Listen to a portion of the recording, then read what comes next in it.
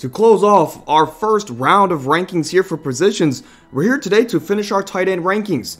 Today we have our top 10 tight ends for you this 2023 NFL season. But before we get into it, we're on the road to 300 subscribers, so if you enjoy the channel at all, it'd be greatly appreciated if you support us down below. Help us get to that next big milestone as we're trying to grow, right? And we appreciate any and all support. But without further ado, it's time for the tight ends, the guys that are, in most cases, the quarterback's best friend.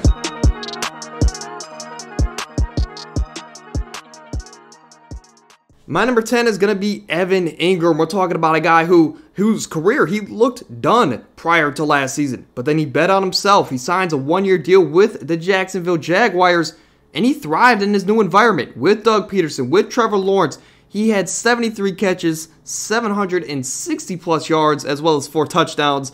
We do have to say that he's only had 2 good career years out of his 6 total, so that's something we have to worry about for consistency issues, right? But last year, he had a couple games where he won you single-handedly your weeks, and he's still in an offense with Trevor Lawrence, Doug Peterson, like I mentioned. It's his second year. He's only going to be more comfortable. However, Calvin Ridley has been added to this offense, and per all the reports in the world, he's looked great. So there's going to be tons of questions on his, targets, right, this upcoming year. But I think regardless, he should still be a low-end tight end 1 this season.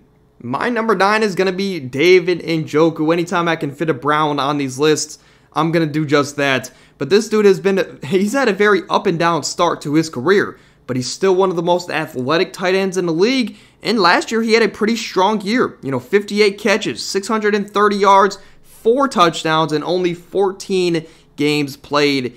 Although he's been in the league since 2017, he's only 27, right? So he's still in his prime. He's still squarely in that range. And with his massive wingspan, with his athletic ability and yards after the catch ability, yeah, I believe in the more pass-focused offense that the Browns are projected to be this year, with Deshaun Watson being more comfortable with the offense, Njoku still has the potential to be a top 5 tight end in fantasy football this year. With, again, the more volume in the passing game, with the best quarterback he's ever had, he could still be a top 5 tight end. High upside here for David Njoku in 2023, but I don't bet on Browns. My number 8 is going to be Pat Freiermuth, a guy that had a very promising rookie year where he had 60 catches, 500 yards basically, and 7 touchdowns with Big Ben. But last year with Kenny Pickett, he only had 2 touchdowns, right? So we do have to worry about his touchdown upside. But on the flip side, he did, with Kenny Pickett, have 63 catches for 730 yards. This is a guy who's still going to get the volume, but can he just find the end zone a couple more times? And not to mention, there's still not a ton of competition there with the receiving options in Pittsburgh. You have George Pickens that's going to take a step up, at least we project so. You have Deontay Johnson, who's still going to get his fair share of targets. So Pat Freiermuth, he's going to be Kenny Pickett's best friend for years to come, and I don't see that changing this upcoming year. He's still going to be a solid tight end 1, a guy who should soak up tons of intermediate targets, and hopefully this year he can just find his way into the end zone just a few more times. My 6B is going to be one of my favorite tight ends just to watch off of his pure athletic ability. But Darren Waller, he's now with the Giants. He got traded there this past offseason, and he's going to a team that doesn't have a lot of target competition there at the wide receiver position.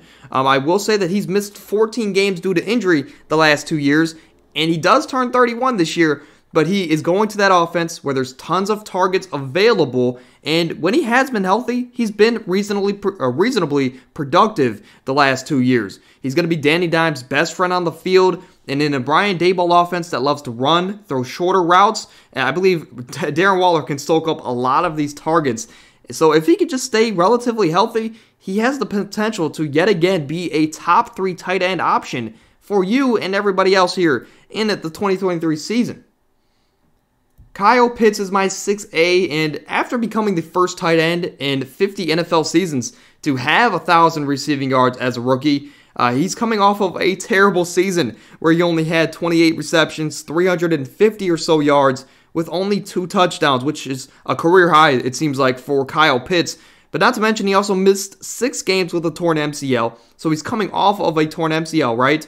And he's also in the worst possible situation, I believe, with a very run-heavy head coach in Arthur Smith. A guy like Kyle Pitts is not going to ever be used to his fullest potential as long as he's with Arthur Smith. But as a Gators fan, Kyle Pitts is one of the most talented athletes I've ever seen. Not only at the college level, right? But at any level, at any position. He's one of the most talented and athletically given players I've ever seen, right? But due to his situation in Atlanta, like I just mentioned, he'll be a high-risk, high-reward fantasy option for the remainder of his time there in Atlanta. But I guess on the plus side, at least he'll be cheaper this year, right? You can get him in like the 6 to 8 round this year, and I'm always going to bet on that type of talent if he slips that far down the draft boards. My number 5 this year is going to be a guy who's maybe in the best offense in the NFL in Dallas Goedert, who over the last 2 years, he's averaged about 57 yards a game with a crazy 10.5 yards a target, right? This team is looking for him down the field. Last year, he was 5th in fantasy points per game while missing 5 late season games with a shoulder injury. So this guy, the upside is there, the volume is there, and his ability is there. He's very athletic, a guy who's averaged about 14 yards per catch over the last 2 years. As long as he has Jalen Hurts as his quarterback, who's going to be playing at an MVP level yet again, and he's going to be in that great Philly offense, he has the upside to be a year in and year out a top 5 tight end for us, right? But we do have to worry about his just overall scheme, right? The overall scheme that he's in offensively, as Philadelphia was the 4th run-heaviest offense in the league last season. They brought in DeAndre Swift, who could take some targets away, but also he's going to be that lead back for them in Philadelphia. He also has to share targets with A.J. Brown and Devontae Smith. As we all know, if his volume is not there, it's going to be scary because he hasn't scored more than 5 touchdowns in any year in his career. So he has elite competition. This team loves to run the ball. If he's not getting those catches, few and far between, it's going to be very hard to rely on Dallas Goedert week in and week out. But he has the potential, and for as bad as tight ends were last year, I'm willing to take the risk yet again that he can be an elite option at the tight end position. My number 4 is a guy who, in George Kittle, he's remained one of the most talented tight ends in the NFL, and I think, no doubt, he's probably the hardest to tackle. He's coming off of a strange year, I would say, as he scored a career-high 11 touchdowns, but he only averaged about 50 yards a game, which was the fewest since his rookie year. This is a guy who is boom or bust, and I will at the same time say he's been very efficient in his career, as he's averaged about 10 yards a target. The question this year is whether Kittle will be targeted often enough to suit his fantasy managers to help us deal with his draft price, right? The 49ers, they're in a weird position with their quarterbacks, whether if it's going to be Brock Purdy or Trey Lance to finally take that step. They're in a weird position at the most important position, right? And he's also going to, George Kittle, we're talking, is also going to have to share targets with Christian McCaffrey, with Deebo Samuel and Brandon Ayuk. I just have too much respect for George Kittle, for the talent and the player, to not have him as a top 4 tight end. But where are the targets going to come from here in 2023? In 7 games last year with the Detroit Lions, TJ Hockenson averaged 6 yards a target and 26 receiving yards a game after the trade. After the midseason mark, when he was traded to his division foe, the Minnesota Vikings, he averaged about 9 targets a game with 60 receiving yards a game in just in his short time there. The positives, though, aside from that, is Adam Thielen is now gone. He was replaced by a rookie wide receiver, and though I love Jordan Addison, I think he's the best receiver in this draft class, will he be better than Adam Thielen was last year, even though Adam Thielen was on the decline?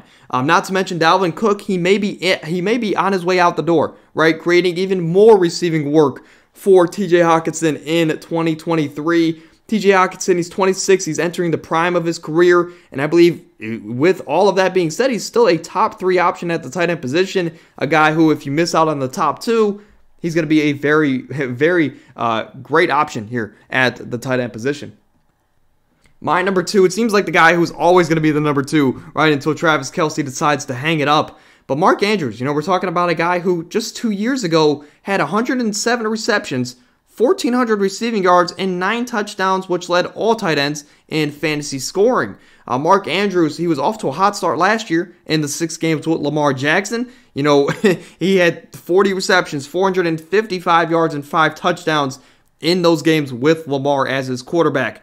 But then over the last 9 games of the year, he only had 34 catches, 392 yards, 0 touchdowns. Again, it's worth note that that Lamar Jackson wasn't there for the majority of that, and he was also dealing with his fair share of knee and shoulder injuries.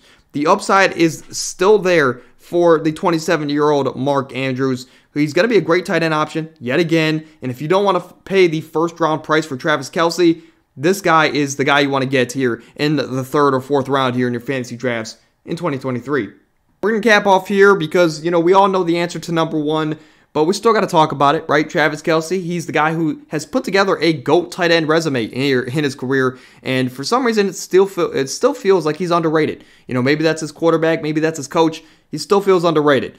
He's finished as the tight end 1 in fantasy scoring in 6 of the last 7 seasons at the tight end position. The gap between Kelce and all the other tight ends last year was crazy, right? He averaged 19 points per game. The next closest tight end was TJ Hockenson, who averaged 13 points a game, right? So there's a 6-point difference between the number 1 and number 2 last year, and that was at 33 years old. You know, we will note that he does turn 34 this year, so how much are you going to weigh that to your decision? I don't believe you should weigh that much at all. He's had 7 consecutive 1,000-yard seasons, and he's averaged 8 touchdowns per year over that span. It's truly amazing the decorated career he's had here in the NFL. But in 2022 last year, he had a career-high 110 receptions, 1,400 receiving yards, and 12 touchdowns. He's been near indestructible. He's been an Iron Man here early on in his career. I will say that he missed 1 game in 2020 due to COVID, right? But aside from that, he hasn't missed a game over the last 9 years. He is worth a first-round pick in your fantasy drafts this year, and you can make a strong case he could be a top 5 pick. But do you want to pay that price? You know, that's the earliest it seems like we've had to decide on drafting a tight end since Rob Gronkowski. But do you want to pay that price for Travis Kelce? Let me know down below in the comments of whatever video or whatever platform you're seeing this on, because I'm very curious to see what's the earliest you would draft Travis Kelce here in 2023. And just to recap here, my 10 through 1. My 10 through 5 goes as follows, as we have Evan Ingram, David Njoku, Pat Freiermuth, Darren Waller, and Kyle Pitts betting on their upsides there in 2023. My top 5 is Dallas Goedert, if I can talk, George Kittle, TJ Hockenson, Mark Andrews, and of course the king, Travis Kelce at my number 1 spot. Before we get out of here, I mentioned it in the intro, but we're on the road to 300 subs on the channel. Support us down below, man. You know, we're on the road, and if you appreciate or, you know, enjoy any of this content at all, please support us. You know, drop a like, subscribe to the channel, help us get to that next milestone here on the channel, and we appreciate any and all support here. But without further ado, we'll see you guys tomorrow as my co-host rejoins me, and we're going to break down and predict the NBA Finals, go into all the great details that you need to know. And of course, Friday, we have another mock draft coming here on the channel. Maybe we'll do some underdog this time. We'll have to be on the lookout for that, right? But until tomorrow, we'll see you guys then. Stay happy, stay healthy. We're out.